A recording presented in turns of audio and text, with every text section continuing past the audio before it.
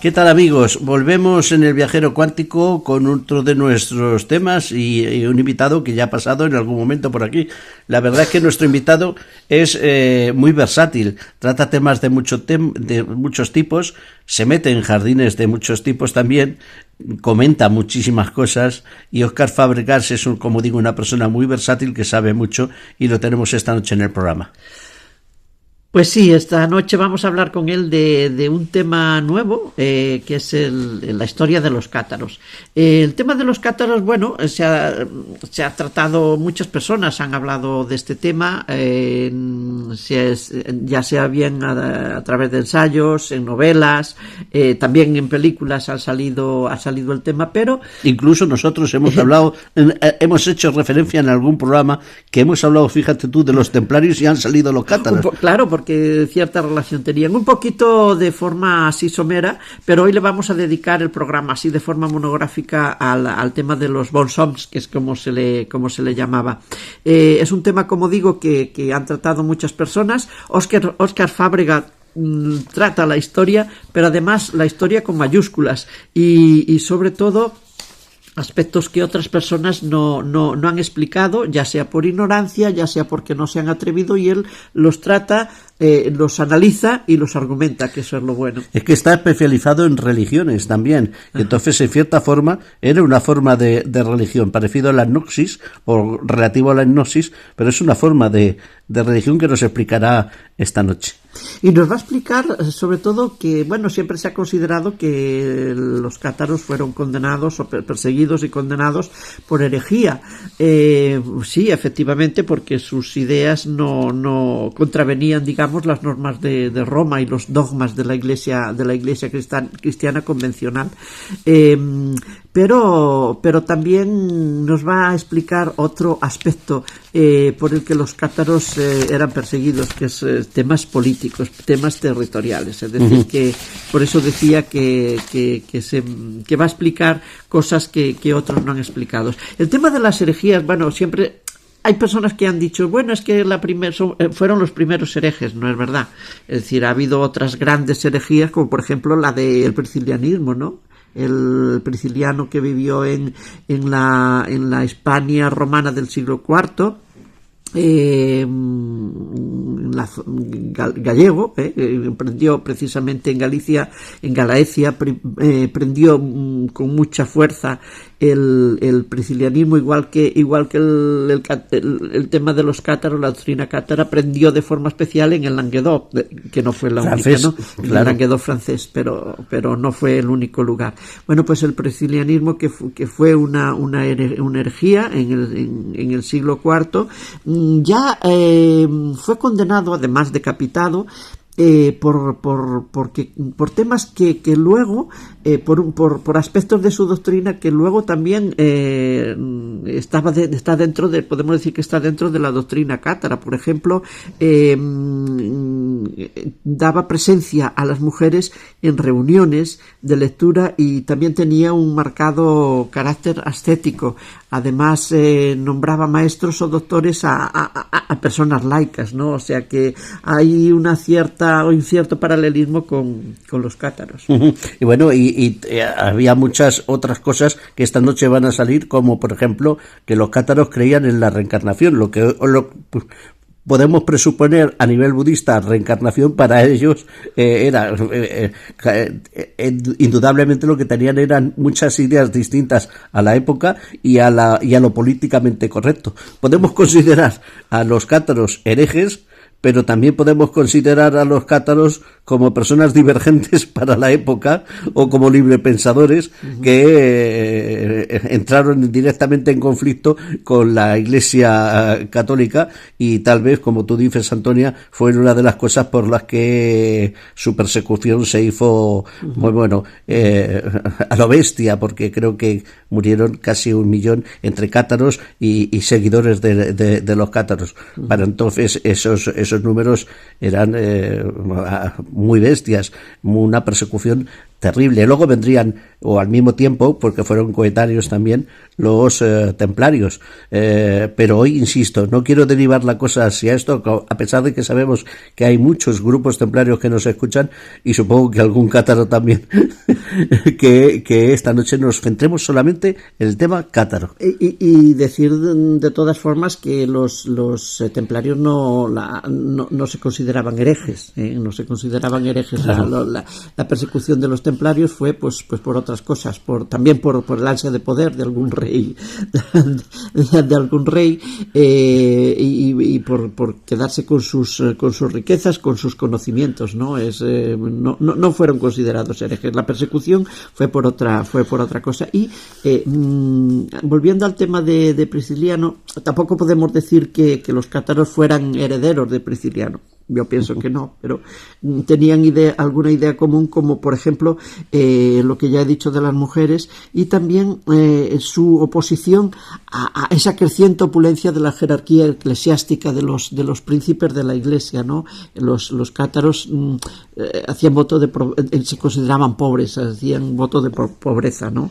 Y se oponían precisamente a esa opulencia también de la Iglesia católica. También vamos a hablar esta noche de los misterios de los cátaros en cuanto al conocimiento. No se pierdan un detalle porque, como les digo, nuestro invitado Óscar Fábregas va a una velocidad increíble dando datos. Entonces, pues vamos a hablar de todo eso también, de esos misterios en cuanto a sus conocimientos, que yo creo una cosa, que luego heredaron templarios, masones y otros muchos grupos de sociedades que hoy en día conviven, que hoy en día existen, que son sociedades secretas, si ustedes lo quieren, algunos de ellos, y que heredaron esos conocimientos en un principio de los cátaros. Así que vamos esta noche al programa de hoy con Óscar Fábregas.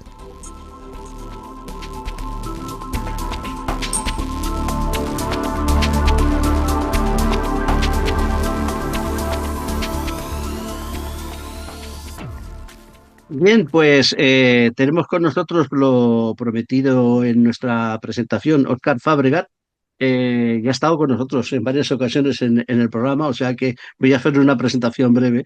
Es licenciado en Humanidades, amante de la filosofía y la antropología, crítico y escéptico por definición, colaborador de muchos programas de radio en Almería, en distintas emisoras, colaborador de Más Allá, Más Historia, de Enigma, de Año Cero, de revistas, y sobre todo, lo que es más importante para nosotros, para el viajero cuántico, es escritor. Escritor de innumerables libros. Nosotros lo tuvimos aquí hablando de Judas el Iscariote y la historia desconocida de María Magdalena, y el último, no hace mucho, Misterios en la conquista del oeste, que ha sido de los más valorados por nuestros oyentes. Y ahora, esta tarde, historia de los cátaros. De los cátaros, ahí es nada, historia de los cátaros.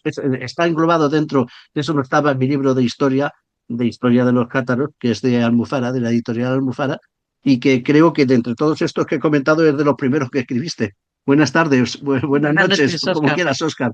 ¿Qué tal? Buenas tardes, buenas noches. Un placer estar aquí con ustedes de nuevo. Y más hablando de estos que a mí me gusta denominarlos como mis queridos herejes, de los cátaros, ¿sí? Que por desgracia es un tema que, pese a que es muy famoso, es muy conocido, ¿no? Todo el mundo ha escuchado alguna vez hablar de los cátaros, pero creo que es uno de los temas de los que más y peor se ha escrito, ¿no? Porque muchas veces se ha hablado de esta gente sin tener ni idea, ¿no? Y además de dos perspectivas muy distintas, desde la perspectiva católica, que ha tendido, o cristiana, que ha tendido como a justificar de algún modo lo que sucedió con ellos, y desde una perspectiva totalmente opuesta que lo que ha pretendido es idealizarlos, ¿no? Y convertirlo en una suerte de, entiéndase, una suerte de hippies de la Edad Media, cuando ni eran una cosa ni eran la otra, ¿no? Eran simplemente un movimiento religioso muy curioso, muy interesante, y que fue aniquilado no por ser un fenómeno religioso, y aquí ya os lanzo un spoiler importante, sino más bien por temas políticos, que luego ya profundizaremos en eso. Bueno, yo te iba a decir una cosa, y es que te he presentado como crítico y escéptico, pero también podía haberte presentado como libre pensador y hereje. Sí, bien, perfecto. Sí, todo un honor para mí esa definición. Sobre todo porque yo me atengo al significado etimológico de hereje, que es el que piensa de una forma distinta, el que piensa de una forma divergente, ¿no? Y yo creo que a todos nos interesan estos temas relacionados con el misterio, con la historia desconocida y demás. De algún modo tenemos un pensamiento divergente, ¿no? Nos une eso, el que nos cuesta creer las verdades oficiales y al final nos cuesta creer un poco todo. Somos críticos y escépticos en el sano sentido de la palabra escéptico, que creo que además es la forma en lo correcta de ser. O sea que sí, bien. Bueno, efectivamente, Oscar, dices que no solo fue una herejía religiosa, sino también hubo un tema político, ¿no? En cualquier caso, podríamos decir que fue el precedente de otras muchas herejías que vinieron luego, ¿no? Contra la Iglesia Católica, pues protestantes, Janjús, etcétera. Sí, Eh, a ninguno de ellos se les consideró unos hombres buenos, ¿no? En cambio, los cátaros se les apodó els bons homes, ¿no? En francés, los hombres buenos. Eran tan buenos como realmente nos han descrito, es decir, no buscaban el poder, no buscaban la riqueza, como pasó, por ejemplo, con los templarios.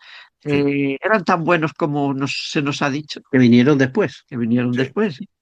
Bueno, estaban a la vez los templarios. De hecho, eso es una cosa curiosa, ¿no? Porque pese a que estaban a la vez, los templarios parece ser que no tuvieron una relación de amistad con los cátaros, pero tampoco los persiguieron, pese a que eran el brazo armado de la Ujú. Iglesia Católica en ese momento, ¿no?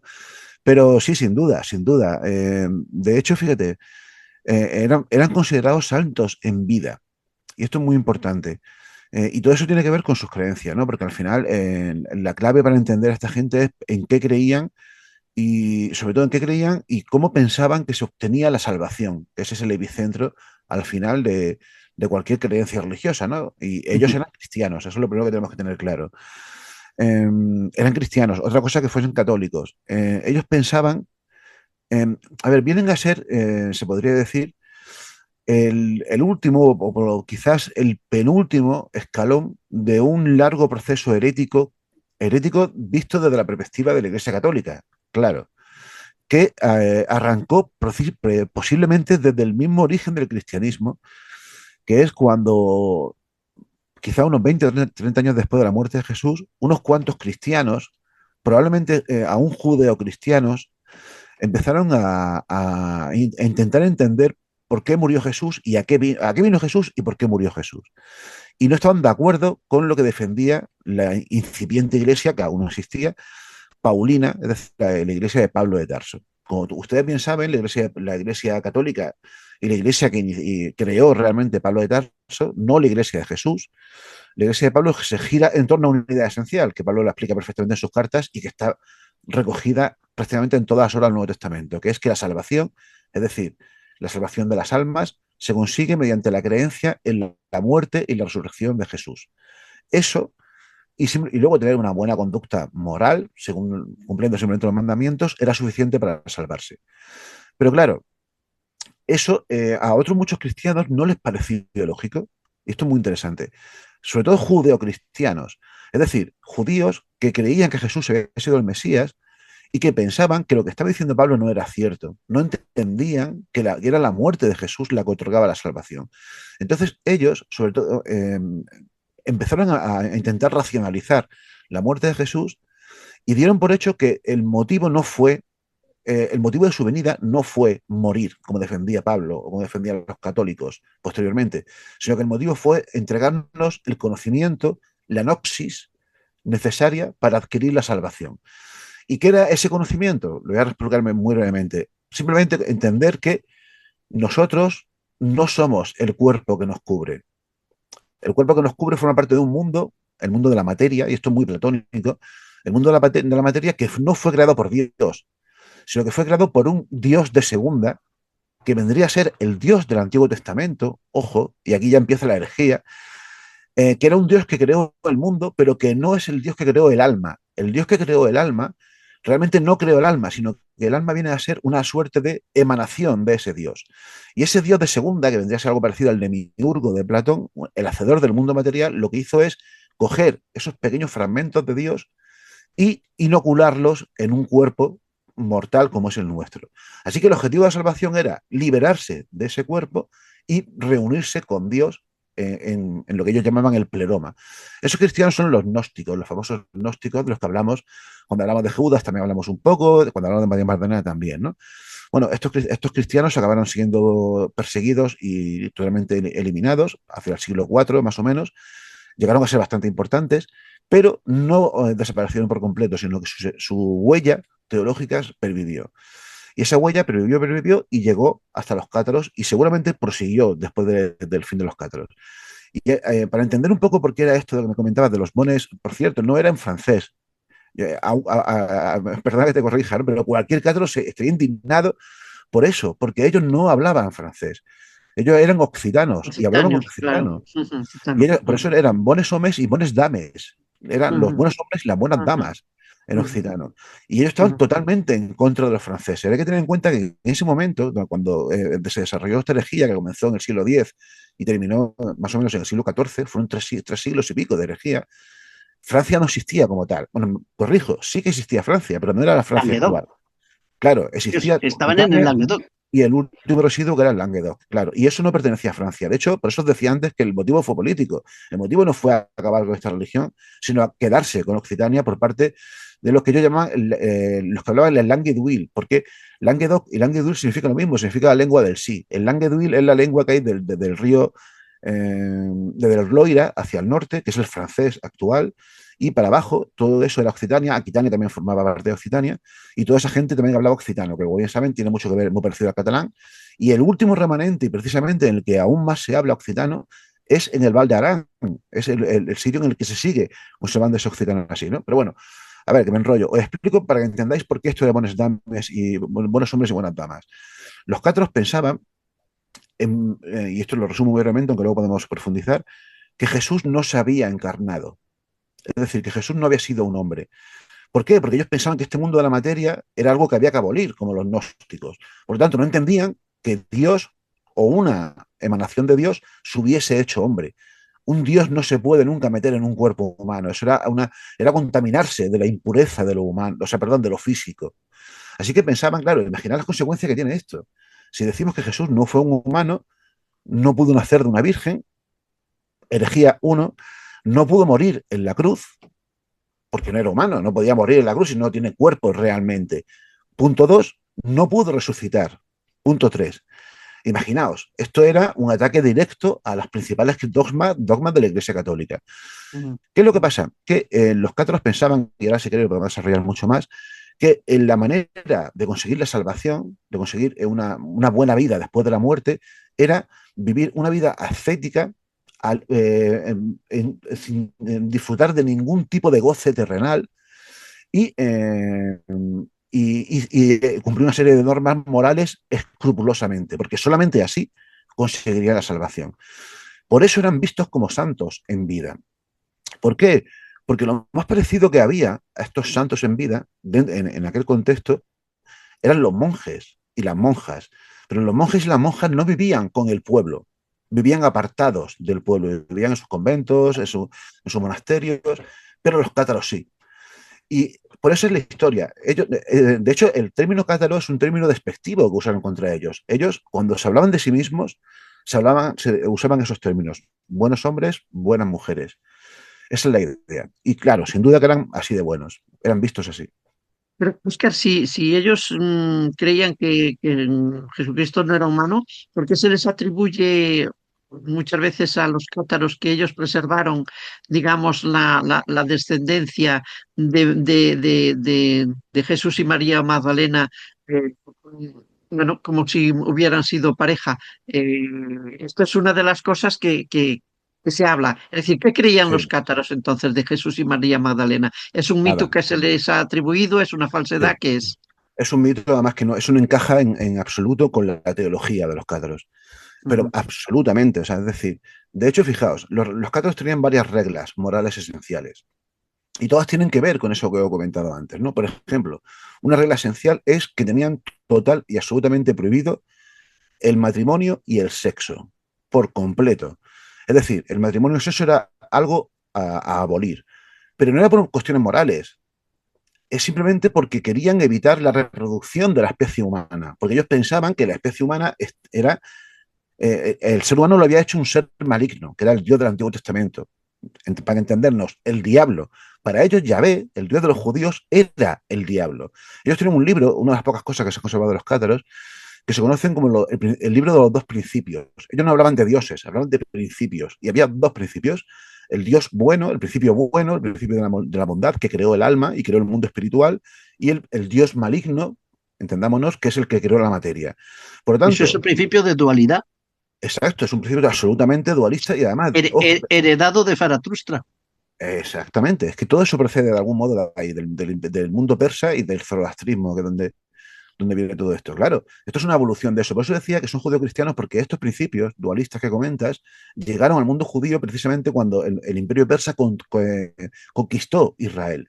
Y ahí fue cuando muchos judíos, los fariseos, por ejemplo, y el propio Jesús, Juan el Bautista, los esenios, tenían muchas de estas ideas dualistas y todas estas ideas implicaban un repudio de la materia, de lo material. Por lo tanto, los cátaros renunciaban al sexo, renunciaban al matrimonio. De hecho, fijaos, ellos preferían incluso el concubinato, como se llamaba en la época, es decir, el tener relaciones sexuales sin casarse, que el matrimonio, porque consideraban que sancionar, aprobar el matrimonio en nombre de Dios era una blasfemia, porque para ellos eso era una aberración por completo. Eso por un lado. Por otro lado, ellos defendían una absoluta igualdad de bienes. Defendían que no había que ver diferencias sociales de ningún tipo, porque lo que es lógico, para ellos el dinero no es importante, ni las propiedades, ni la materia, lo importante era cultivar el alma y asegurarse la salvación. En tercer lugar, no había diferencia de sexos. ¿Por qué? Porque lo que importa es el alma, lo que importa es la esencia divina, el cuerpo no importa, el cuerpo es un mero recipiente, pero no tiene sentido la diferencia de sexos. Y luego, el respeto a toda forma de vida, porque cada forma de vida tiene un fragmento de Dios en su interior. Por eso ellos, por ejemplo, eran vegetarianos. Y esto es muy curioso, se negaban a comer ningún tipo de alimento, ¿no? Todo esto tiene que ver con su idea de salvación, no es una cuestión moral, es porque encajaba todo dentro de un sistema teológico mucho más, ¿cómo te diría? Mucho más complejo y mucho más coherente, de hecho, que el del cristianismo, el del Oscar, catolicismo, perdón.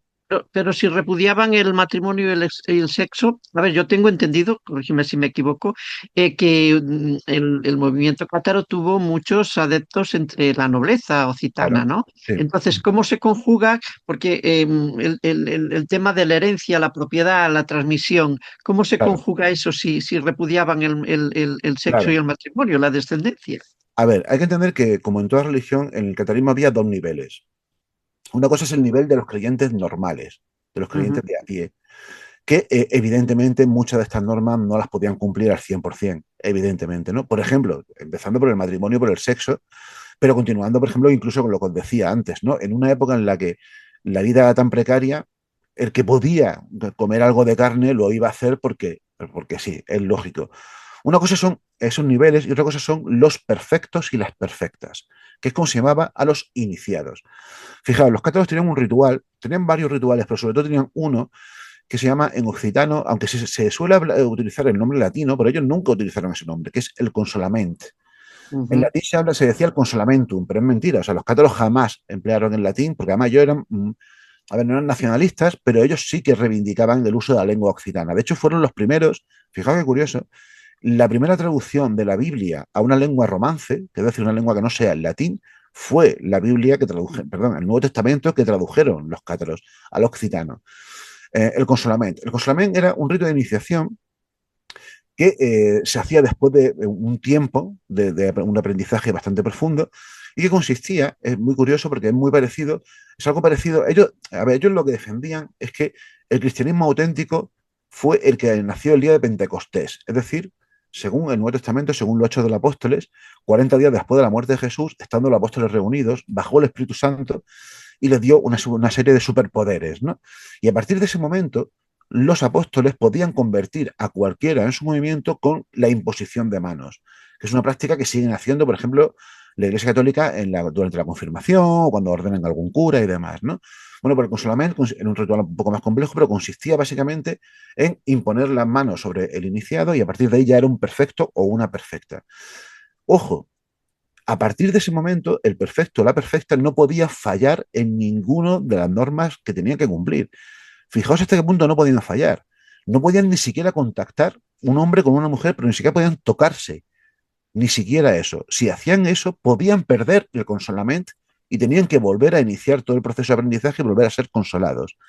Si algún cátaro, por ejemplo, tiene un desliz sexual, algún iniciado, perfecto, no solamente le afectaba a él, sino que todos los perfectos que él a su vez hubiese nombrado, porque una vez que uno es perfecto, también podía nombrar a otros perfectos, también perdían el consolament y tenían que volver a ser consolados. Por lo tanto, eran muy rigurosos a la hora de cumplir esto, ¿no? Ahora, a la pregunta que me hacías, ¿por qué? Evidentemente, los nobles occitanos apoyaron el catarismo, sin duda. No solamente los nobles occitanos, sino que también Pedro II de Aragón, el monarca de Aragón, que también lo aprobó. De hecho, hay que tener en cuenta que toda esta región, Occitania, va bien el Languedoc, realmente no era una región como tal, eran varios condados, ducados, vizcondados, era una miríada de pequeños territorios que todos eran vasallos del rey de Aragón. Vale. A la vez, todos estos en su seno acogieron la doctrina cátara. Pero eso no quiere decir que todos estos condes, vizcondes y demás fuesen ellos cátaros. La Era mayoría. como quizá como una rebelión contra una posible conquista por parte de Claro, Francia, ¿no? De sus condados. era algo así. Eso, quizás era incluso eso, era un factor identitario, es decir, era un factor Tenían que unirse diferencial. de alguna forma y utilizaron quizá Claro, la doctrina cátara para hacerse fuertes en esa rebelión, ¿no? Quizá. exacto. Y luego hay otra cosa importante también. Las mujeres. Los hombres, la mayoría de los hombres nobles de Occitania no se hicieron cátaros, pero sí lo hicieron sus mujeres. Y esto es muy curioso. Y además de esto tenemos referencias históricas que lo demuestran.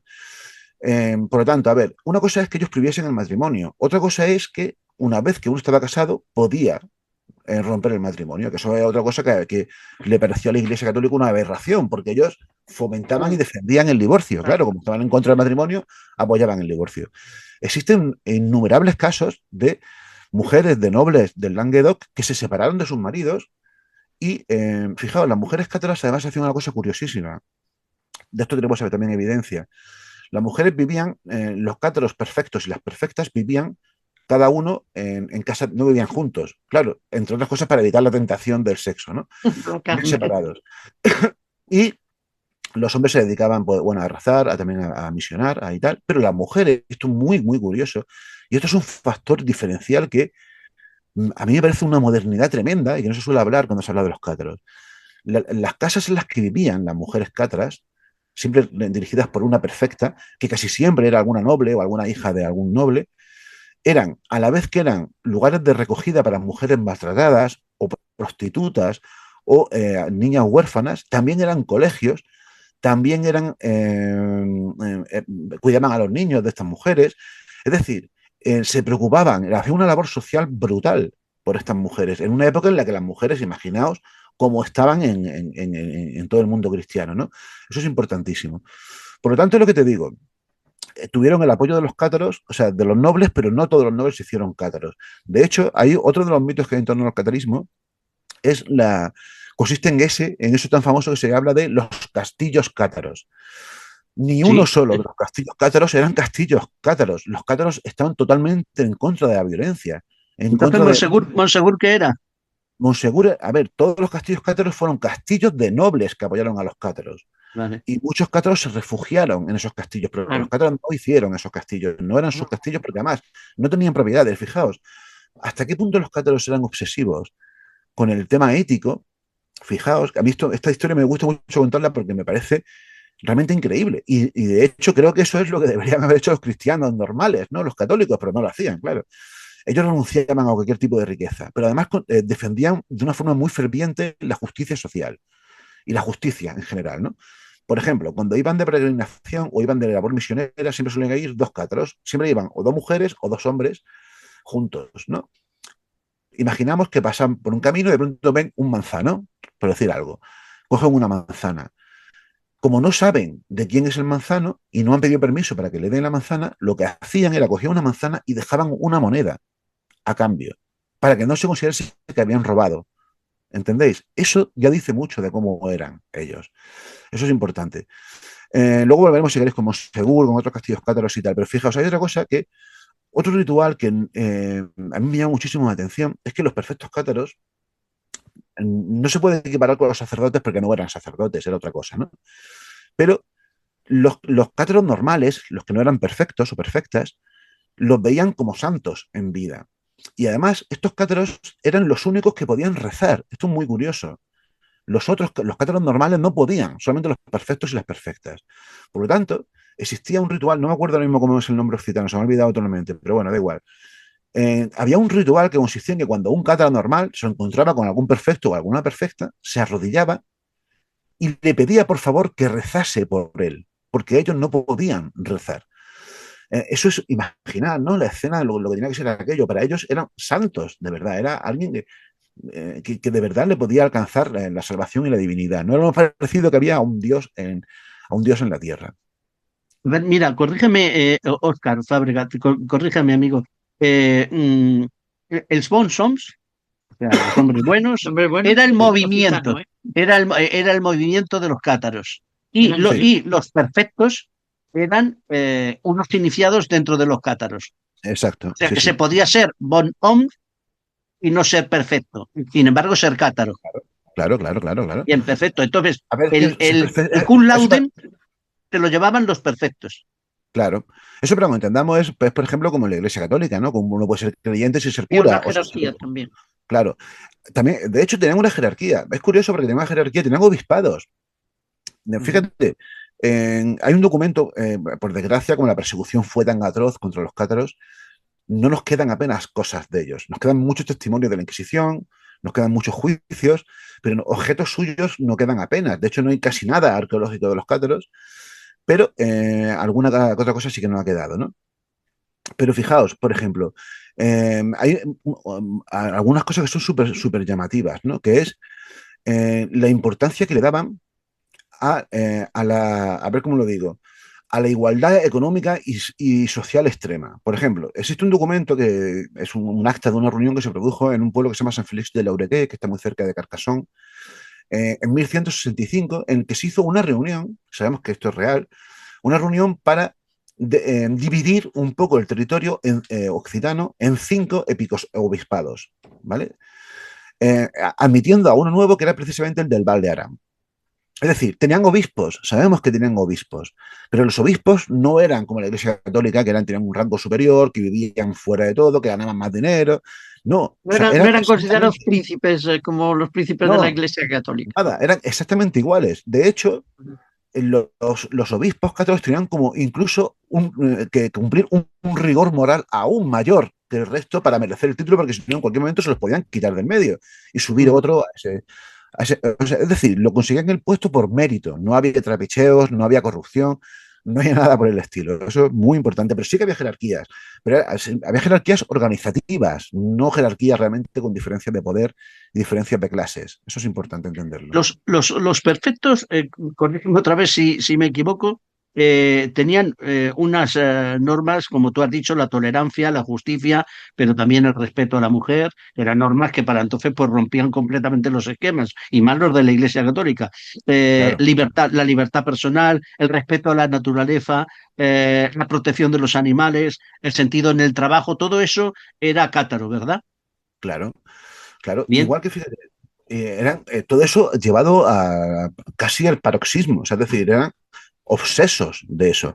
Imaginaos, fijaos, una cosa, un detalle curioso para que entendáis hasta qué punto eran obsesos con eso. Como no podían, ¿por qué no podían comer animales? El respeto no solamente era por respetar cualquier tipo de vida, sino porque los Ujú. cátaros creían en una suerte de reencarnación.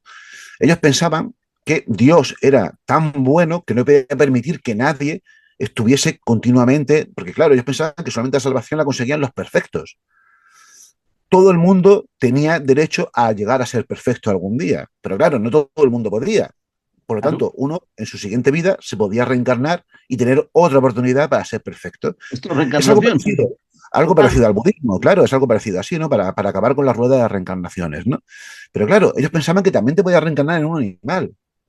Por eso no podían comer animales, porque de algún modo matar a un animal era matar a un alguien que había resucitado así, ¿no? Perdón, que se había reencarnado así. Bueno, pues esa obsesión por no comer animales les llevaba a que ellos mismos ellos vivían en absoluta pobreza, ¿no? Tenían algo de dinero para más o menos vivir, pero generalmente vivían de la hospitalidad de otros cátaros. Cuando ellos iban viajando en su labor de peregrinación o labor misionera, se iban alojando, comían en casas de otros cátaros. No tienen por qué ser perfectos, cátaros de a pie, ¿no? Para que lo entendamos.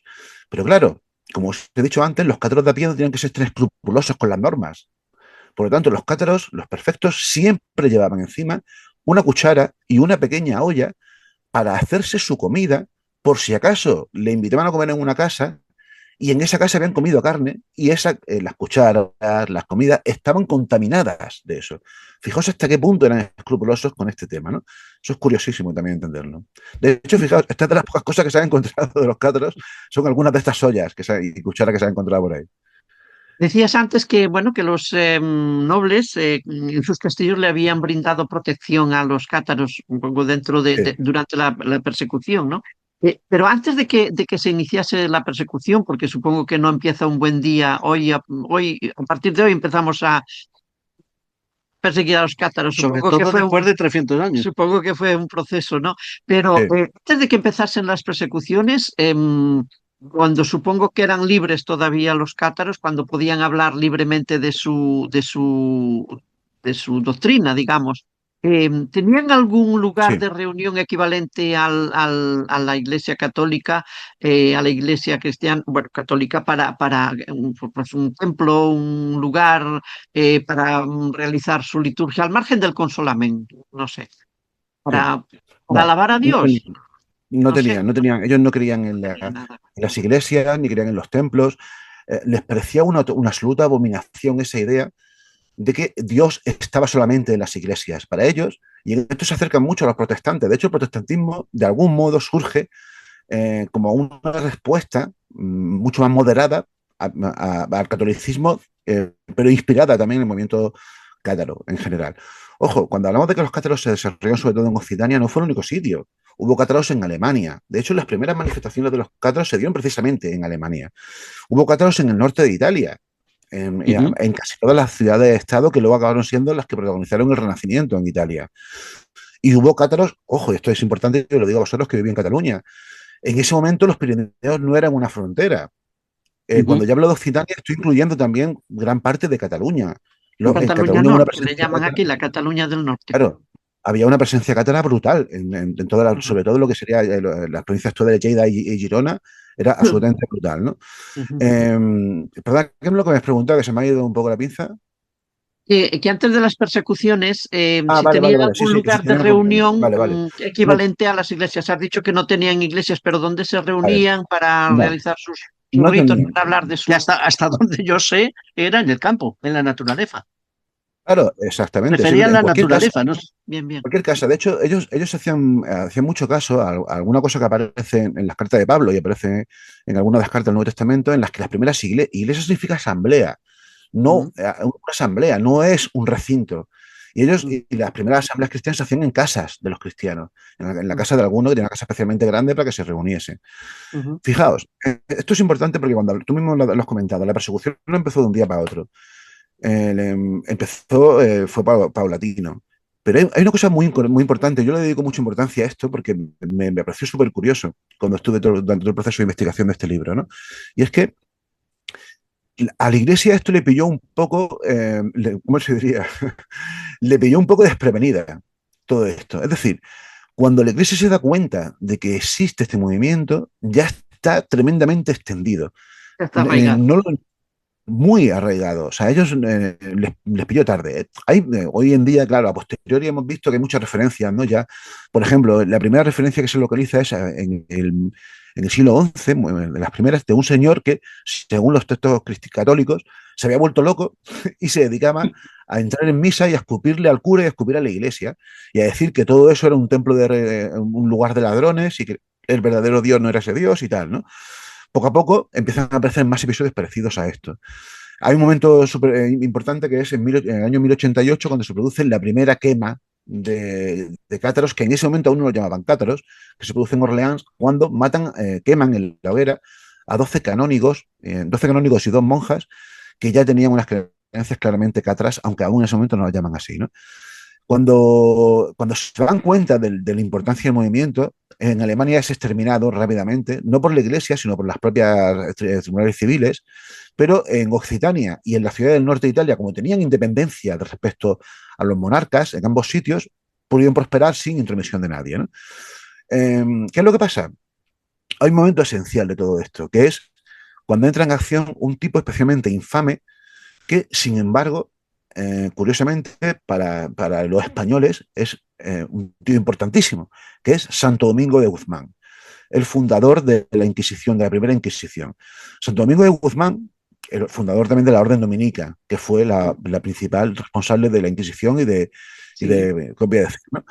Santo Domingo de Guzmán, por casualmente, pasaba por el Languedoc, él iba con otro compañero, iba a Dinamarca, de hecho, y cuando pasó por allí se enteró de la existencia de esto. Y él, en un primer momento, con el apoyo de la Iglesia de Roma, él lo que intentó era devolverlos al redil. Y es curioso porque de esto tenemos evidencia también. Se produjeron en vida de Santo Domingo, y con Santo Domingo de como protagonista por uno de los bandos, se produjeron un montón de debates en los que, debates públicos, con público además, en los que Santo Domingo y algunos católicos se enfrentaban dialécticamente con cátaros, algún perfecto especialmente conocido, perfectos o perfectas, y discutían sobre esto, ¿no? Fijaos, hay una leyenda muy curiosa de Santo Domingo, porque, claro, Santo Domingo se quedó impresionado con aquello y hubo un momento súper importante que fue uno de estos debates que su rival, la rival de Santo Domingo, fue Esclarmont de Foix. Esclarmont de Foix es una mujer increíble, hija del conde de Foix, que tuvo un papel importantísimo junto con su hermano también. Y se dice que durante ese debate, no sé, los dos tenían un nivel de retórica brutal que ninguno era capaz de ganar. Entonces llegó un momento en el que, porque los debates se hacían, cada uno confrontaba sus ideas y había una suerte de jurado mixto que era el que decidía quién había ganado el debate, ¿no? El jurado no se ponía de acuerdo en quién había ganado el debate en esa ocasión y entonces dijo, vamos a hacer una cosa.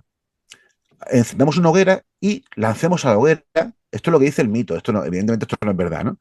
Lancemos a la hoguera los libros de cada uno, los libros cátaros, que por cierto solamente era el Evangelio de Juan, el único Evangelio que yo aceptaba era el Evangelio de Juan, algunas de las cartas y luego sus propios libros, y los libros de Santo Domingo que eran por el Nuevo Testamento. Entonces la leyenda dice que cuando Santo Domingo tiró el Nuevo Testamento, cayó en la hoguera pero rebotó y no se quemó ese libro, sin embargo que los libros de los cátaros sí, ¿no? Bueno, pues muy cerquita de allí, Santo Domingo, que era un tipo especialmente infame, como os digo, montó el monasterio de Prouil, que fue un monasterio centrado en mujeres que él se encargaba de captar, mujeres cátaras, se encargaba de captar y de recluir en ese monasterio para reconvertirlas y devolverlas al redil, ¿no? Al redil, claro.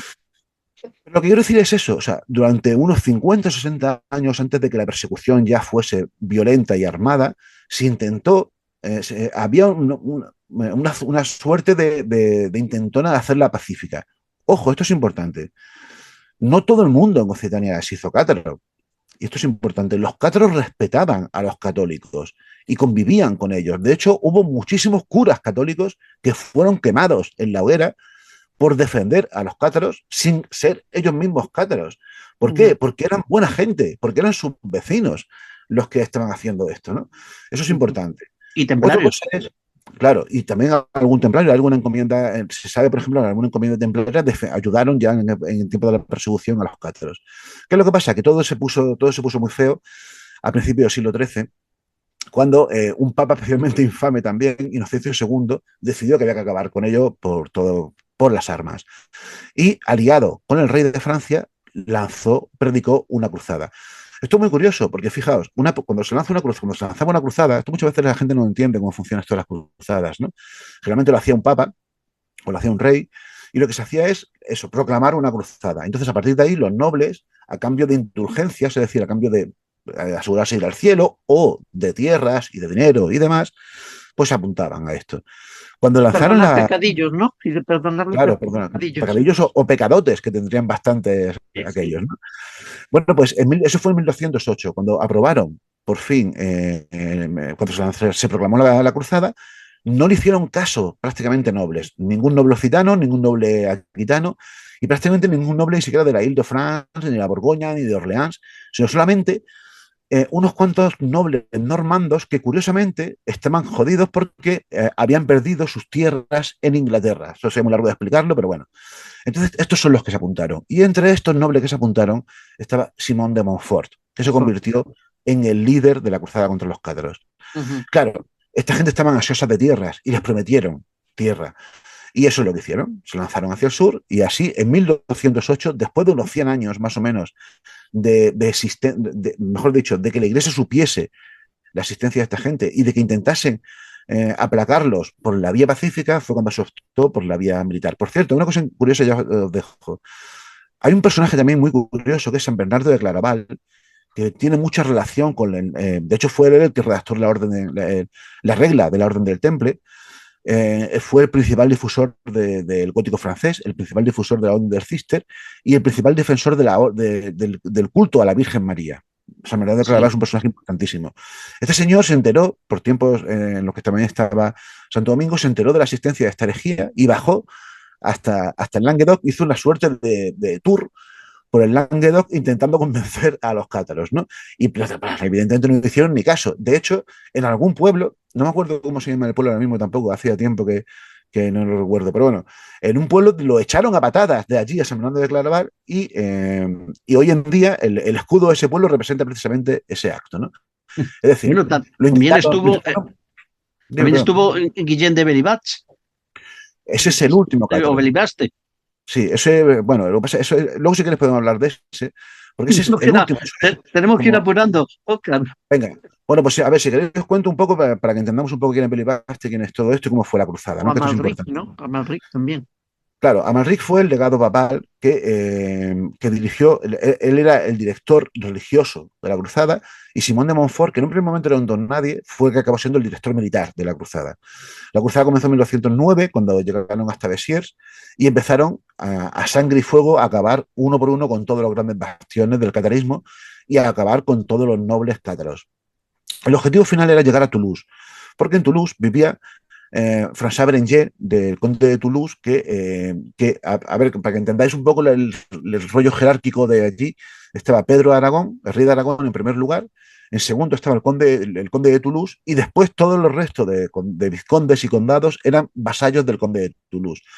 Por lo tanto, el objetivo era acabar con el conde de Toulouse, porque claro, meterse con Pedro de Aragón era complicado. Claro, porque un ejército y quedarse con las tierras de los Pirineos para arriba. Claro, ese era el objetivo final, ¿no?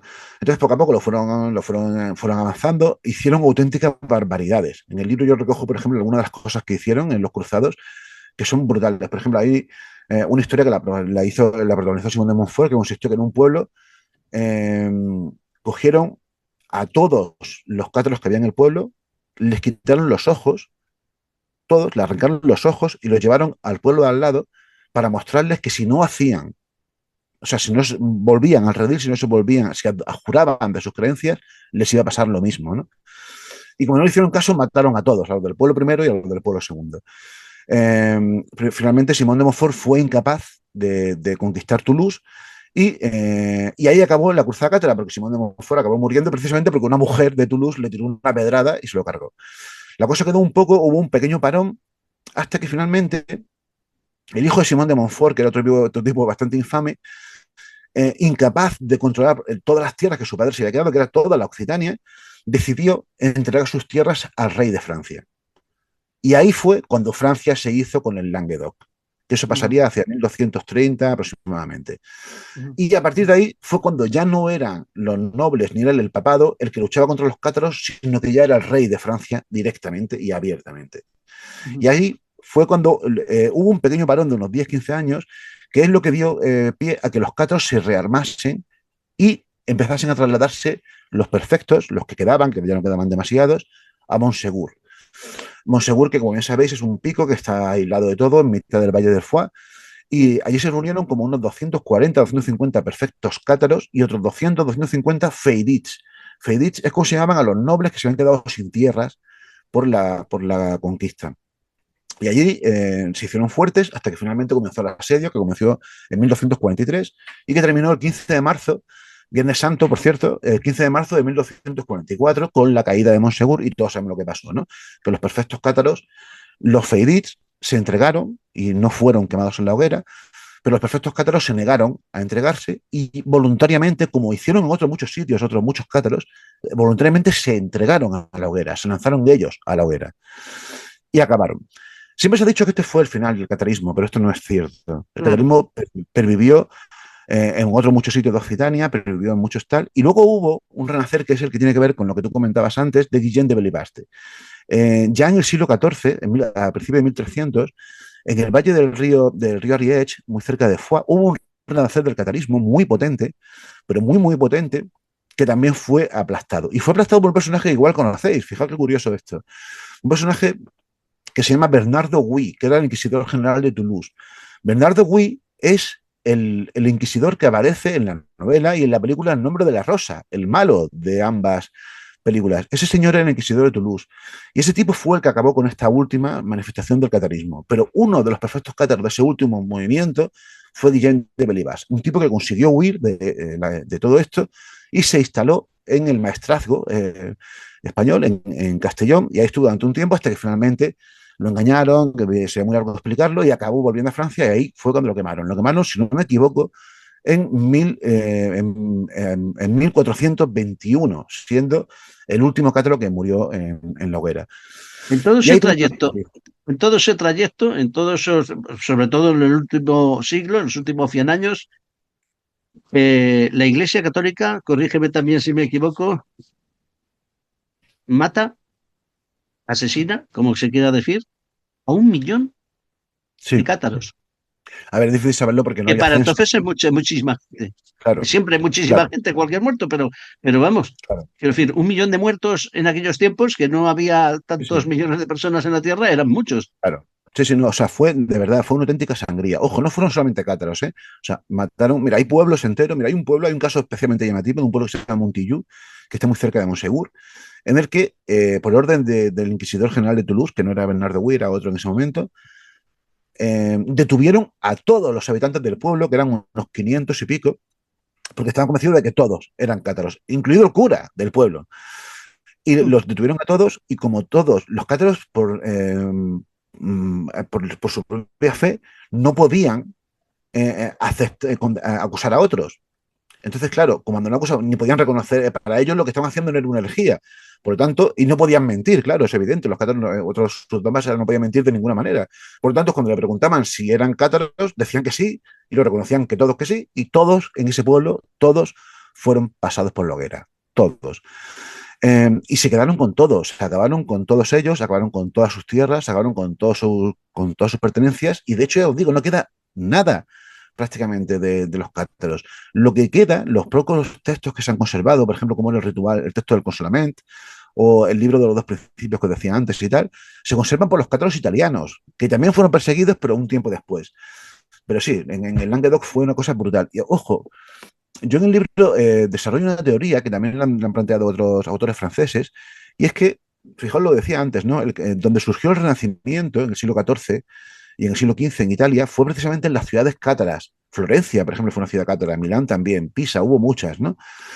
Eh, y yo desarrollo una teoría que para mí no es una teoría, para mí es un hecho que está claro, que es que realmente el Renacimiento, como el fin de la Edad Media, del oscurantismo medieval, tuvo mucho que ver con esta gente, porque esta gente defendía la cultura, defendía las letras, defendía el respeto a la mujer, eran humanistas en el sentido de que defendían las libertades humanas y demás, y en el Languedoc francés, a ver, no quiero idealizar esa época porque tampoco es justo, pero había una diferencia brutal, y ya no solamente por ello, sino incluso los católicos también eran distintos por la influencia del pensamiento cátaro en general.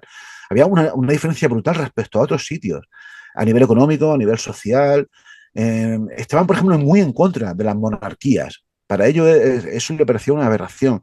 Los nobles tenían poder, pero a la vez también había una redistribución mucho más justa de la riqueza, ¿no? Y sobre todo, había cultura, había textos escritos en occitano, cosa que hay que tener en cuenta que en el mundo católico la cultura no estaba al alcance del pueblo. La cultura estaba solamente al alcance de los curas, mejor, ni siquiera de los curas, de los monjes. Pero en el mundo cátaro tenían escuelas para niños, para mujeres, para hombres. El nivel de analfabetismo era como infinitamente superior en el mundo católico al mundo cátaro, en el que se esforzaban en eso, ¿no? Y la transmisión de conocimientos, yo creo, era mucho más bestial, ¿no? En el mundo cátaro. Claro, Claro, por eso digo que de algún modo el Renacimiento tiene mucho que ver, hay más factores en juego, claro está, ¿no? Pero tiene mucho que ver con este movimiento religioso, que no solamente era religioso, sino que era social, era político y era mucho más. Sí, Hablas de una idealización de aquella época y del mundo cátaro, y tú en tu libro hablas de Historia de los albigenses, escrita por Napoleón Peyrat, era un sí, protestante, que es un protestante acérrimo contra la Iglesia Católica, que decía que bueno, que Languedoc era una región civilizada, culta, de hombres y mujeres libres, demócratas. Bueno, lo de la democracia, no sé, claro, es un invento de él. claro, Eh, Demócratas valientes que fueron masacrados por los bárbaros norteños, a los del sí. norte de Francia, digamos. Se debe precisamente esta idealización, porque, hombre, seguramente hubo mucho de verdad en todas esas virtudes que tenían los cátaros, pero quizás en nuestro siglo XX y XXI, quizá al hablar de los cátaros no se ha idealizado demasiado, Óscar. ¿Tú Sí, qué crees? sí. Y se debe en parte a Porque este quizá señor no que, era todo blanco y negro. Bueno, ellos realmente claro, eran un poco maniqueístas, o blanco-negro, ¿no? sí, eran bastante maniqueístas. Los maniqueístas forman parte de su misma escuela Ujú. teológica De su urbanista, ¿no? discurso, claro. Pero, a ver, Napoleón Peyrat, hay que tener en cuenta, Napoleón Peyrat es el más famoso de todos estos, ¿no? Pero todo esto tiene que ver con los cátaros desaparecen por completo de la historia. Y esto es muy curioso, porque no, o sea, desaparecen, cuando digo desaparecen, es que desaparecen. No se habla de ellos desde la caída de Guillem de Belibast hasta el siglo XVIII. Hay 5 siglos de silencio absoluto. ¿Qué es lo Ujú. que pasa? Que en el final del siglo XVIII, principio del siglo XIX, coincidiendo con el romanticismo en toda Europa contribuyó favoreció mucho los movimientos nacionalistas. Y no me refiero solamente independentistas, sino nacionalistas. Sí, sí, En sí, todas sí. las sociedades, en todas las naciones europeas, se empezó a exaltar el pasado mítico de cada una de las naciones. Ujú. Sobre todo de las naciones que no existían. Es decir, que, por ejemplo, No tenían Occitania, estado. Ujú. que no tenían estado Occitania, por ejemplo, Cataluña, el País Vasco, Claro. otras muchas, ¿no? Ujú. Alemania o Italia, que sí que acabaron formándose como estados. Sí, ¿Qué es lo que pasa? Que Napoleón Peyrat era un protestante, pero además era un occitanista, un nacionalista occitano radical. claro. Y él, junto a otros muchos que formaban parte del occitanismo de ese momento, acogieron, o sea, de algún modo se identificaron con los cátaros porque para ellos eran un representante del pasado glorioso de esplendor de la tierra Claro. occitana. Ujú. ¿Vale? Entonces Napoleón Pérez, que fue el primero que escribió una historia sobre los cátaros, sobre los albigenses, lo exaltó y él fue el que precisamente se inventó muchas de las leyendas que luego se han repetido hasta la saciedad en torno a los cátaros. Por ejemplo, una que tiene que ver mucho con Esclarmont de Foix, que es la señora aconteciente, la hija del conde de Foix. Este fue, ojo, él hizo un trabajo de investigación brutal porque él investigó, o sea, él accedió a todos los legajos de los interrogatorios de la Inquisición, que se cuentan por miles, porque la Inquisición otra cosa no, pero a guardar todo lo que hacía sus interrogatorios, aunque fuesen con tortura, lo guardaba, ¿no? Y este señor contó que justo antes de la caída de Monsegur, ojo, Esclarmont de Foix, que estaba allí, estaba en Monsegur, eh, quiso poner a buen recaudo el Santo Grial, ¿vale? Que según Mm. Napoleón Peyrat estaba en Monsegur. Entonces dice, ojo, lo dice Napoleón Peyrat, no lo digo yo, se convirtió en paloma y llevó en el pico el Santo Grial a una montaña que está enfrente de Monsegur, que es el pico de San Bartolomé, el pico de San Bartolomé, y que allí en una grieta lo depositó. Aparte de que es una tontería pensar que el Santo Grial estuviese con los cátaros, porque los cátaros, ya os digo, si pensaban que Jesús no había tenido cuerpo, ¿cómo van a rendirle culto al Santo Grial? A guardar, a guardar. No tiene sentido. Pero lo Es uno curioso de de los esto mitos uno de los mitos que se atribuye a los cátaros. Bueno, pero de todas formas, el Santo no hay Grial es como relación, la Atlántida, todo el mundo lo guarda, ¿no? Todo el mundo nada. Pero todo si el hay mundo alguien, a sabe ver, dónde yo puedo está. decir, al margen de que existió el Santo Grial, pero desde luego, lo que no estoy, los que seguro que no le prestaron la mínima atención fueron los cátaros, porque los cátaros no repudiaban por completo las reliquias, porque les Ujú. parecía una aberración eso de rendirle culto a huesos. Insisto, si ellos pensaban que la carne, el ser humano, era una aberración, ¿por qué le van a rendir culto a los huesos de un muerto? No tenía sentido para ellos, ¿no? Bueno, pero sin embargo, esto es curioso porque esto de la paloma, de que el Clermont de Foix se convirtió en una paloma, es lo que hace que la paloma se haya convertido en el símbolo de los cátaros. De hecho, Claro, no sé si lo habréis visto en alguna ocasión, que es el símbolo de mi libro, incluso aparece claro. en Es que los sacos, la famosa paloma. perdona, Oscar, los cátaros tenían 5 símbolos. La mano, la paloma, el pelícano, el pentagrama y el sol. Y el pentagrama de Claro, Pitágoras. sí. No, Y, claro, y el sol. Eso es, o sea que es lógico que lo de Claro, la paloma, digo. claro, la paloma, pero la paloma era por otro motivo, no era por esto que estamos diciendo. Ah, La paloma es porque era el símbolo del Espíritu Santo. Y ellos sí creían en la transmisión del Espíritu Santo. Ellos pensaban, de hecho, que con la imposición de manos se transmitía el Espíritu Santo. Por cierto, el símbolo del pelícano, que esto es muy curioso, que también los masones le dan mucha importancia al símbolo del pelícano. ¿Por qué? Porque es una representación muy típica del pelícano, es el pelícano dando de comer a sus crías. Y eso representaba de algún modo al creador del universo dándole de comer a su creación, ¿no? Y ese símbolo era muy común con ellos. Y luego, por ejemplo, el sol, evidentemente, el pentagrama también, porque el pentagrama representa todas las grandes figuras, las principales figuras geométricas, las figuras geométricas básicas. Y ellos pensaban que eso también representaba el universo. Bueno, sería muy largo de explicar, ¿no? incluso Leonardo dicen que tenía ideas cátaras. Muy Por aquello probablemente, del pero es que, pentagrama y claro, del el hombre de Demiurgo, claro, el pero es que pensaba, célebre el hombre de Vitruvio, sí, el que quiero decir. Vitruvio, de Claro, Vitruvio. pero pensad una cosa, es que Leonardo vivió en una zona que era una de las zonas Claro, cátaras. O sea, y que el que sea cátaro al 100% no te lo digo yo, no tengo tan claro, pero que tuviese influencia, porque claro, hay que tener en cuenta que, como pasa con todo, ¿no? Como hoy en día, por ejemplo, hay mucha gente que asegura ser cristiana y cuando las preguntas, dice, bueno, yo soy cristiano, pero a mi manera, ¿no? claro. Vale. Pues lo mismo pasa con esto. Había muchas personas que eran cátaros, pero no todos eran perfectos o perfectas, y había muchos que había grados de cercanía. Y había muchos que podían tener unas creencias mixtas entre el catarismo y el catolicismo y demás. Sobre todo porque se acaban transpirando este tipo de cosas, ¿no? Y Da Vinci seguro que tenía una relación muy potente con esto. Por cierto, los cátaros le dan mucha importancia, y esto tiene que ver con Da Vinci, le dan mucha importancia a Juan el Bautista, no a Juan el Bautista. Evangelista. Y Da Vinci también. ¿Por qué? Porque para ellos el Bautista había sido el iniciador, el que preparó el camino para Jesús y el que enseñó a Jesús cuando vino. Porque claro, ellos, los cátaros pensaban que Jesús no había tenido un cuerpo físico, ojo, eso pensaban los gnósticos y eso piensan los musulmanes, por cierto, Sí, sino que había tenido un cuerpo aparente, un cuerpo que parecía físico, que podía tocarse incluso, pero que no era realmente de carne, ¿no? Y por eso le dan mucha importancia a Juan el Bautista. Es curioso porque precisamente en la plegaria que se leía antes del Consolament, había menciones a Juan el Bautista. Y luego una cosa que se me ha olvidado contaros, pero que no, de verdad quiero que terminemos sin hablar de esto, que me parece esencial. Los cátaros estaban obsesionados con que una vez que alguien recibía el consolament, tenía que seguir el resto de su vida sin pecar y manteniendo escrupulosamente las reglas que tenían que cumplir para tener lo que ellos llamaban una buena morta, una buena muerte. ¿Qué es lo que pasa? Que muchas personas no llegaban a hacerse en vida perfectos o perfectas, pero existía una cosa que se conoce como el consolamentum, algo parecido al rito de la extrema unción, para que lo entendamos, que era en el el último consolamento momento. final. En el último momento, cuando una persona, por ejemplo, estaba a punto de morir, podía llamar a un cátaro, a un perfecto, y decir que quería entrar, y esto es muy curioso, quería entrar en lo que se conoce como endura. Endura significa en occitano ayuno. ¿En qué consistía eso? Consistía en dejarse morir.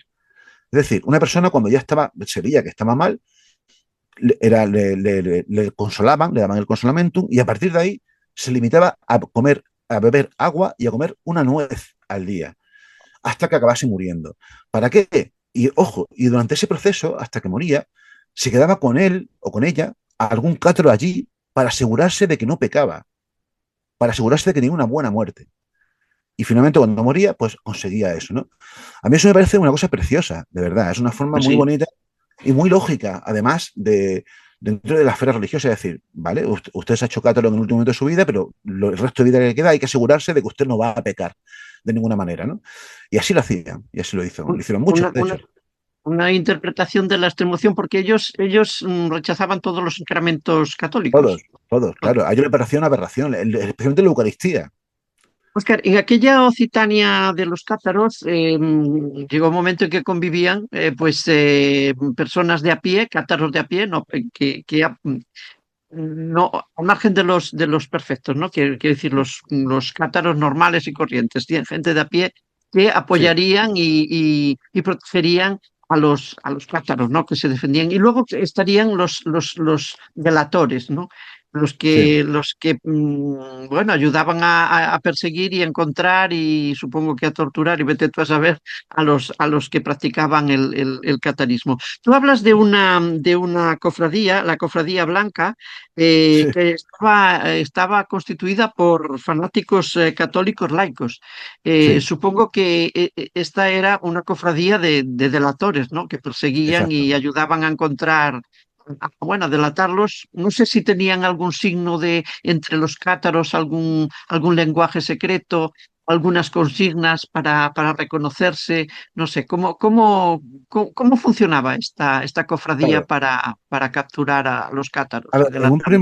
momento, cuando iban en libertad, los cátaros se distinguían por sus ropas. Vestían en escrupuloso negro, todo, hombres y mujeres, absolutamente negro, nada de color, nada de blanco, porque además ellos asociaban que el blanco era el símbolo de la divinidad, de Dios, y no podían vestir de blanco porque eso era, de algún modo, pretender imitar a Dios, fijaos, ¿no?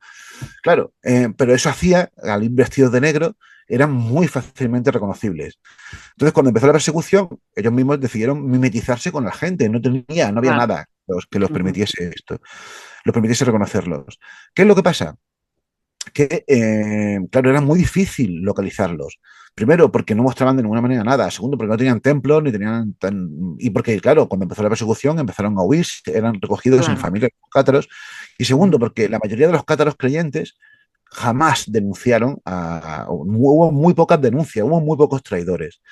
Pero claro, Ujú. ¿qué es lo que pasa? Que cuando, eso fue en la época de la persecución, cuando empezó la cruzada, que ya sí se juega en la vida, ya sí que hubo mucha gente que, por miedo o tal, pues sí que lo declararon, ¿no? Entonces, esta gente, la Hermandad Blanca que me comentas, se dedicaban a eso. En cuanto sabían o tenían la sospecha de que alguna familia iba a tener, porque ojo, en la hoguera quemaban a los cátaros, a los perfectas, pero también a los creyentes normales, pero que también quemaban a cualquiera que hubiese ayudado en algún momento a un cátaro. Es más, se sabe por los que hubo procesos en los que desenterraban a cuerpos de personas ya fallecidas y los quemaban porque alguien había dicho que ese en vida había ayudado a algún cátaro. Era cátaro. El Ujú. nivel de fanatismo era absolutamente tremendo, ¿no? Es decir, que Esta no gente los se dejaban dedicaba. ni descansar en paz. Bueno, es que Exacto. fue tan bestia. Bueno, empezaron con los cátaros, siguieron con los templarios, siguieron Sí. con las brujas, siguieron un montón de años Claro, quemando gente. O sea, yo no sé si claro. a los cátaros, pues, supongo a los cátaros, pues los hicieron desaparecer prácticamente por sus conocimientos y por sus ideas fuera de la época, y a los templarios por sus conocimientos también, porque algo heredarían de los cátaros a nivel de conocimientos y por sus riquezas, evidentemente, Sobre todo por eso. pero claro, cuando la hoguera empezó a funcionar, ya no paró en 700 años o Así es, así es. en un De hecho, montón. claro, o sea, a ver, es curioso porque antes de la Iglesia Católica estuvo como 400, perdón, como 600 años en las que la Iglesia, no quemó a nadie en la hoguera. Los primeros que se quemaron fueron en el año 1088, los que os decía antes de Orleans. El último que fue quemado en la hoguera fue Prisciliano, el famoso Prisciliano en gallego, que Sí. también tiene un movimiento gnóstico muy parecido. Yo en el libro también lo comento, muy parecido al catarismo. Pero claro, una vez que empezaron a quemar gente en la hoguera, en esta época se creó la Inquisición, ya sí que le cogieron el gustillo, como se puede decir, y se dedicaron a quemar a muchos más, ¿no? Y así fue. Curiosamente, sin duda, la matanza más salvaje fue la de los cátaros. A nivel cuantitativo, o sea, a nivel numérico no tiene nada que ver, ¿no? Los templarios también, pero eran mucho menos los templarios. Los templarios eran un grupo mucho más elitista, en el sentido de que casi todos eran nobles, eran caballeros, y no era Ujú. fácil hacerse templario. Y luego la persecución de las brujas, que también fue una auténtica atrocidad, pero es muy distinta, porque en el caso de la persecución de las brujas, primero, no fue, la Inquisición también mató a muchas brujas, pero fueron más bien o los poderes civiles o fue en el mundo protestante. Donde más brujas se quemaron no fue en España, ni en Francia, ni en Italia, incluso en Inglaterra, aunque también hubo muchas. Ujú. Fue en Alemania. En Alemania, Ujú. en Holanda, en los países del norte que eran protestantes, que fue una Ujú. auténtica aberración. Pero incluso ahí, y de esto os hablo porque mi mujer tiene un libro sobre las brujas que se llama Historia de una histeria, cosas de brujas, en el que ella hace un Ajá. análisis brutal de todo esto. Y creo que de las cifras que se hablan de Alemania, y ya en una época muy posterior, en el siglo XVI, son unos 50, 60 mil mujeres. Estamos hablando de muchísimas, pero nada comparado con lo que pasó con los cátaros, que fue una auténtica aberración. Y ni siquiera sabemos exactamente cuántos muertos hay, ¿no? Hay desde los que hablan de unos 100.000 a los que van al millón de personas que tú Un comentabas millón. antes. Dices que los cátaros desaparecieron. Hemos hablado también de los templarios, también fueron luego perseguidos al final, pero hay movimientos actuales que se consideran herederos de los Sí, templarios. Eh, de los cátaros, de los claro, sí, sí. cátaros, sin embargo, no oigo yo, o quizá, Sí, o hay quizá alguno, hay no, alguno. no me he enterado. Pero ¿hay algún movimiento actual que se parezca bastante a los cátaros, que se consideren Sí, herederos? No sé, sí, después sí que de los hay. Sí tantos siglos de haber desaparecido, ¿no? sí, no, sí que los hay. Sí, además, de hecho, ha habido incluso alguna iglesia neocátara y algún obispo neocátaro, yo también lo comento en el libro. A ver, ojo, primero, al ser, y yo espero que no haya ningún no templario por aquí que nos escuche y que se enfade, No, ¿no? no, uy, sí, sí, hay muchos. Hay muchos. Bueno, pues a ver, Sí, ser sí. no templario es relativamente más fácil que ser un neocátaro. ¿Por qué? Porque primero, los neotemplarios, para empezar, no tienen en cuenta lo de, no tienen nada en cuenta lo del voto de castidad, que eso es una cosa esencial en los templarios de antiguos. Eran monjes, eran guerreros, pero también eran monjes, por lo tanto no podían tener sexo. El problema está en que ser cátaro es mucho más difícil, ¿no? Pero fijaos, eh, te comento dos movimientos sobre todo, ¿no? Hubo un movimiento muy curioso que sí, fue a principios del siglo XX, con un tipo de Orat que con epicentro en Quillán, que está muy cerca precisamente de Rennes-Château, montó una iglesia neocátara y llegó a ser bastante popular, y él se autoproclamó obispo de esa iglesia, y llegó a tener bastantes fieles, y curiosamente, es muy largo explicarlo, pero esa iglesia acabó desembocando en un movimiento ya en los años 50-60 del siglo XX, un renacer del catarismo, un poco adaptado, un poco ya mezclado con otras corrientes, ¿no? Del rollo New Age y del rollo espiritual de los años 50, 60, ¿no? Que en Francia fue especialmente activo. Y ese movimiento nuevo fue los que se encargaron de, no sé si ustedes han estado en Monsegur alguna vez, pero fueron los Sí, que se encargaron de poner la cruz que está abajo en Monsegur, la cruz, la que está en el Candles Cremats, que es sí. como se llama el lugar en el que estuvo la hoguera, en el que van a todos los cátaros, fue este movimiento neocátaro. Pero luego hay otro movimiento que es fascinante, que además a mí me parece especialmente fascinante, y tiene mucho que ver con un personaje que contribuyó y mucho a poner de moda, a poner muy de moda todo lo que tiene que ver con la relación entre los cátaros y la Alemania nazi, y es Otto Rahn. Otto Rahn es un personaje, Bueno, Otto Rahn es un amigo, personaje claro, un nazi, cuando estuvo allí aún no era nazi, lo acabó siendo luego. Pero Otto Rahn fue un tipo, yo le dedico un capítulo entero porque es brutal la historia de este hombre, y también se ha escrito muy mal sobre Otto Rahn, y merece, a ver, Otto Rahn nos podemos tirar una hora aquí hablando de él, si queréis otro día lo hacemos porque merece mucho la pena conocer su historia, ¿no? no me Pero dando Otto Rahn, ideas, que no, nos va a pasar como Rey Le Chateau, que no hablamos. Vale, pero cuando, bueno. cuando quieras, tenemos su pendiente. Bueno, Otto Ese- Rahn, la historia está en que él, en algún momento del año 20, estando en París, él se sí, enteró él conocía la historia de los cátaros, pero se enteró de la existencia de un tipo que se llama Antonín Gadal, que es un tipo que vive en Ornolac, que es el pueblo en el que está la famosa Grotte de Belén, la cueva de Belén, que es la cueva en la que se hizo Otto Rahn la famosa foto dentro de un pentágono. sí. Esa foto, ese pueblo se llama Ornolac, Usat Ornolac. Bueno, Antonín Gadal era el que se encargaba de él, era el curador, el cuidador y el que se encargaba, el guía de la grot, de la cueva de Lombrives, que es una cueva que está justo enfrente de este pueblo. Y este señor también fundó una especie de secta neocátara en la que se mezclaba un poco todo, el neopitagorismo, el neoplatonismo, el zoroastrismo, la masonería, los rosacruces, todo esto mezclado con el catarismo. Y ese movimiento llegó a fructificar, ese pueblo está justo en el epicentro donde brotó la última manifestación del catarismo que os comentaba antes, a finales del siglo XIV, ¿no? Y esto es muy curioso, porque Antonín Gadal, está hablando del año 50, 60 de este siglo, cuando ese movimiento se hizo fuerte, pero él conoció a Otto Rahn en los años 30, y él fue el que le enseñó a Otto Rahn todo aquello, y el que le metió en la cabeza a Otto Rahn la idea de que el grial que Otto Rahn buscaba no era la copa de Jesús, sino que era algún tipo de conocimiento espiritual que se había mantenido en secreto durante siglos. Bueno, pues eso hizo que durante unos 30, 40 años en toda esa zona, en la zona de Ariège, que es una zona, a mí me encanta, está justo al norte de Andorra, al sur de Foix, la ciudad de Foix, hubiese un movimiento neocátaro muy curioso, ojo, neocátaro, pero claro, dejando de lado un poco todas las restricciones alimenticias, sobre todo las restricciones sexuales de los cátaros.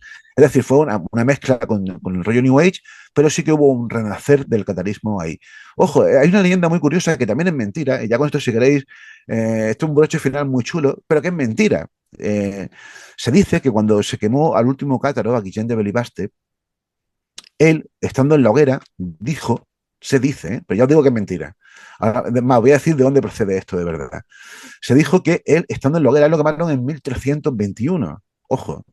Y él dijo que, dicen, estando en la hoguera, dijo que en 700 años reverdecerá el laurel. Es algo que se ha dicho mucho. La profecía del laurel. La famosa profecía del laurel. Bueno, pues yo os digo que esa profecía es falsa. Él no dijo esto.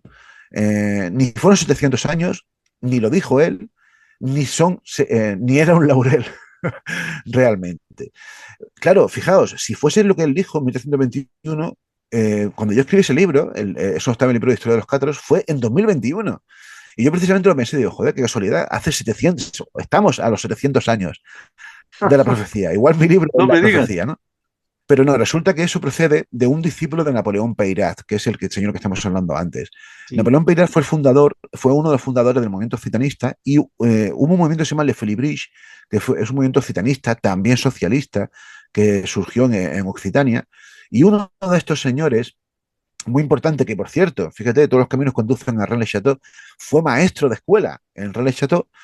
Uno de estos señores escribió también un libro sobre el catarismo y él lo que dijo, y esto es muy interesante, él lo que dijo que es que en 600 años, no en 700, reverdecerá el olivo, no el laurel.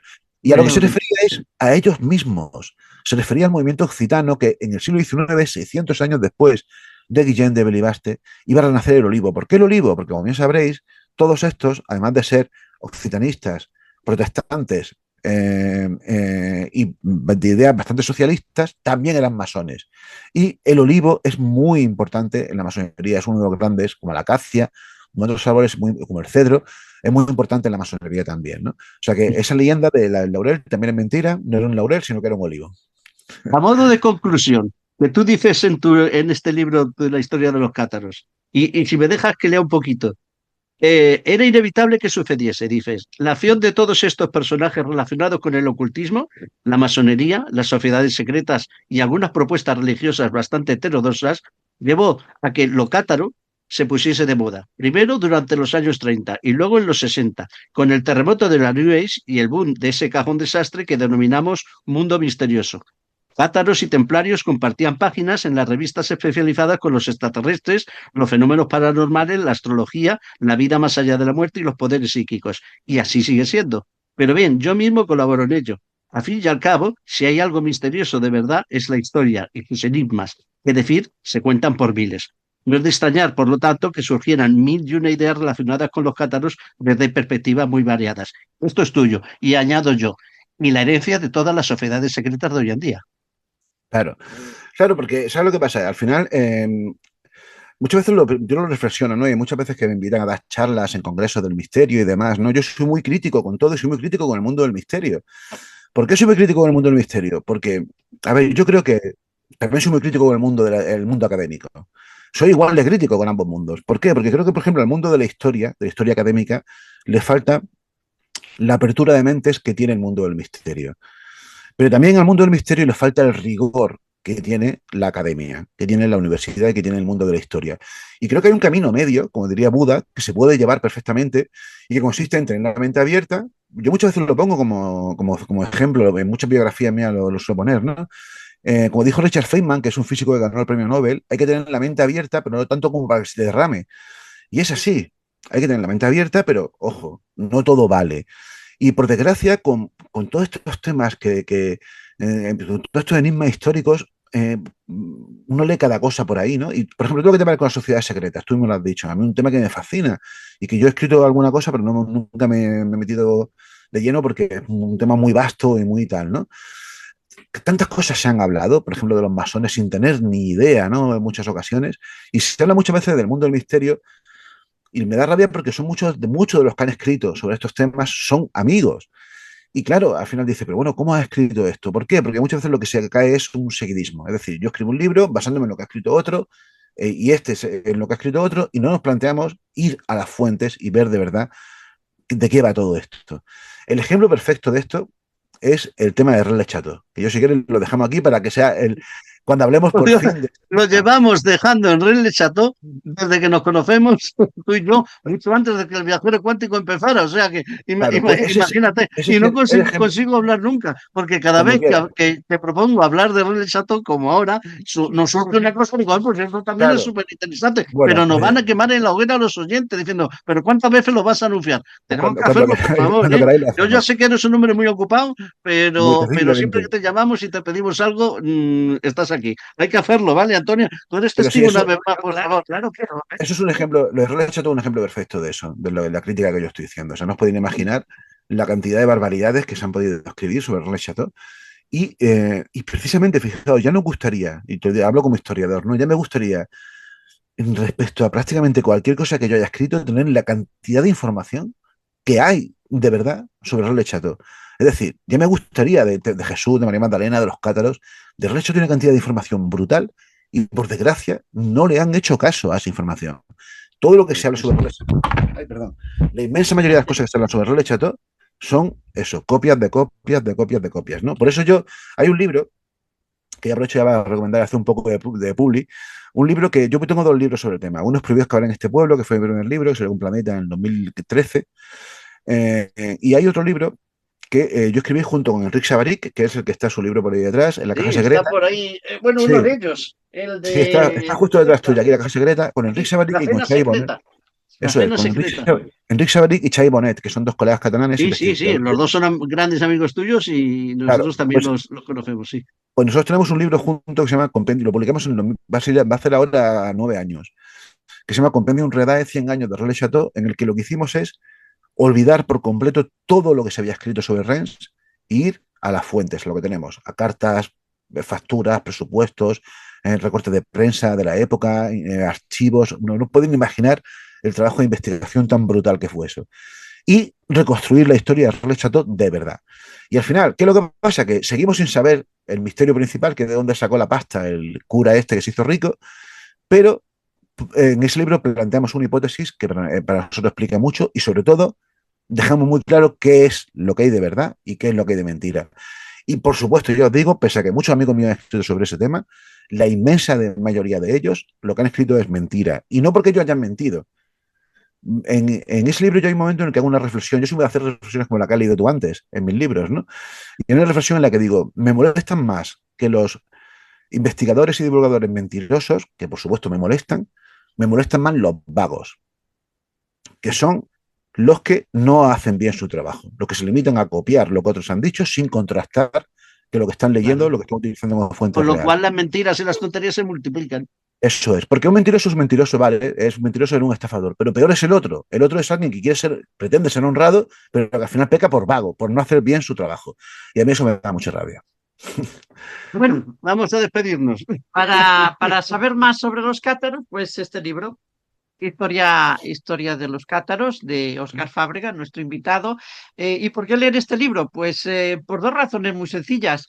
Una, porque cuenta la historia que, bueno, que a veces ya hemos oído, cuenta muchas cosas que ya se han contado, pero además se atreve con cosas que no se han contado y reflexiona sobre ellas. Por eso se llama Eso no estaba en mi libro de Historia de los cátaros.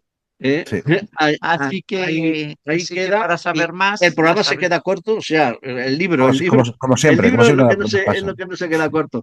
Óscar, amigo, muchas gracias por estar en El Viajero una vez más, por dedicarnos tu tiempo, por hacer hueco entre innumerables cosas que tienes, de tus viajes, de tus premios, de los sitios donde vas. Una locura Y, mi y, vida. y de verdad, de Rennes Chato tenemos que hablar. Cuando Si quieras. quieres hablar, si quieres hablar de los nazis en Montserrat también. Bueno, bueno, todo eso Y todo tiene que ver. si quieres hablar de sociedades secretas también. Y gracias Muy bien. por dejarnos con la boca abierta con todo lo que tú sabes, que es que oírte hablar, pues dices, bueno, ¿qué le pregunto a este hombre? Si Sí, es que lo sabe todo. es muy fácil entrevistarlo, haces 2 o 3 preguntas y esperas en Ya está, todo. no, y porque yo mismo me freno, si no, con una sola pregunta ya me puedo tirar yo aquí todo hablando. Nada, ha sido un placer estar con ustedes, Aníbal, Antonia, y cuando Gracias. queráis, pues volvemos. Ya os digo, si cuando queráis Relais Chateau, por mi próxima parada, Relais Chateau. Un Vale, abrazo venga, grande. apuntado. Cuidaos. Gracias, Óscar. Cuídate mucho. Gracias a Hasta vosotros. luego. Adiós, Chao. adiós. Amigos, amigas, hasta aquí el viaje de hoy. Nos volvemos a ver en la próxima aventura del viajero cuántico. Gracias a todos por estar ahí.